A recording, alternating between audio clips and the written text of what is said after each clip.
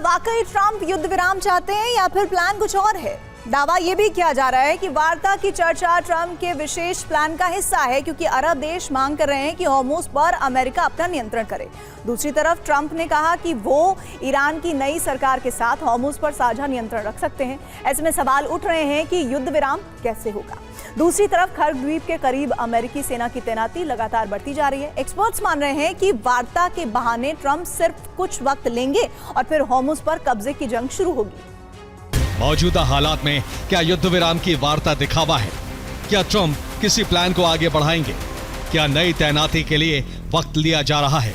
Hormuz को लेकर अरब नया प्लान तैयार कर चुका है। ईरान पर लगातार प्रहार से उम्मीदें और बढ़ गई हैं। अमेरिका पर अरब देशों की बात मानने का दबाव है। ट्रंप ने कहा है कि वो ईरान की नई सरकार के साथ मिलकर हॉर्मुज़ पर साझा नियंत्रण रख सकते हैं। बहरीन चाहता है कि संयुक्त राष्ट्र हॉर्मुज़ में सैन्य ऑपरेशन की मंजूरी दे।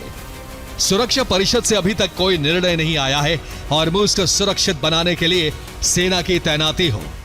ईरान के राष्ट्रीय सुरक्षा और विदेश नीति आयोग के प्रवक्ता इब्राहिम रज़ाई ने कहा है कि लड़ाई जारी है और दुश्मन की एक और हार हुई है। ट्रंप और अमेरिका की एक बार फिर हार हुई है।